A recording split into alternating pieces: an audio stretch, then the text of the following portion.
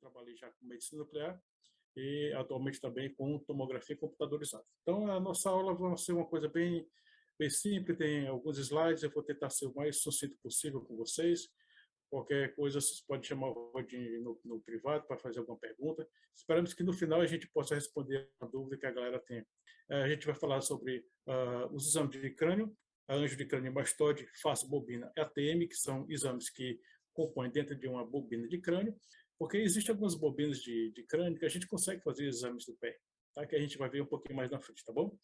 Então, atualmente existem as bobinas de quadratura, bobina de 8 canais, ou bobinas com mais canais, 16 canais, que eu já vi até que existem bobinas de 32 canais de crânio, né?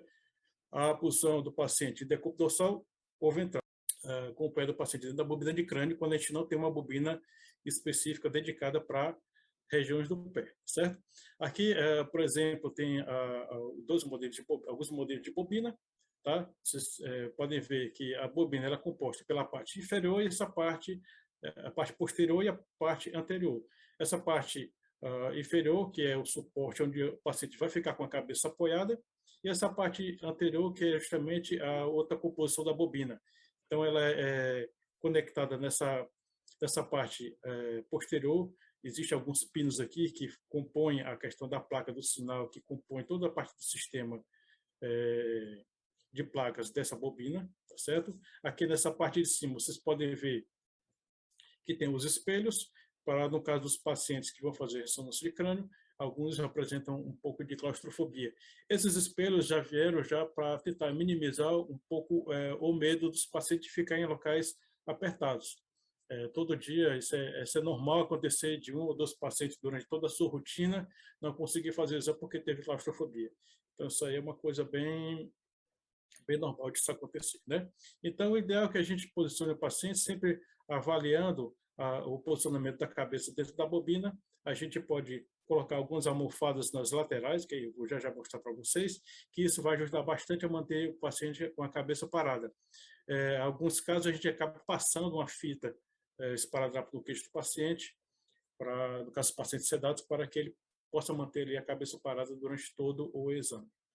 A gente pode fixar a cabeça do paciente 100%? Pode, mas não deve.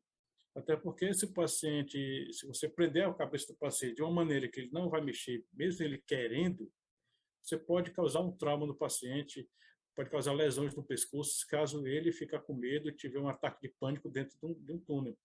Então, o ideal é que você tente colocar apenas almofadas nas laterais para evitar que ele não faça esse movimento radial, que acontece muito quando o paciente está relaxado ou quando o paciente acaba dormindo durante o exame. Por mais que tenha aquele barulho do aparelho, eles acabam realmente dormindo.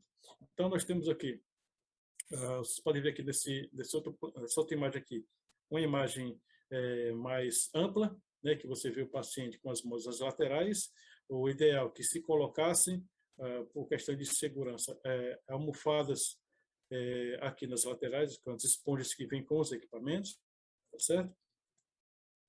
Aqui nós temos, nessa parte aqui que vocês podem ver, são algumas almofadas, alguns modelos de almofada, e isso vai mudar muito dependendo do fabricante do equipamento.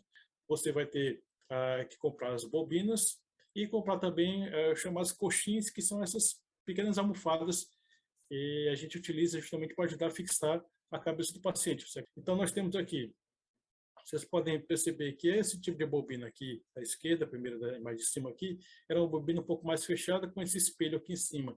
Já a bobina que fica aqui do lado é uma bobina um pouco mais aberta.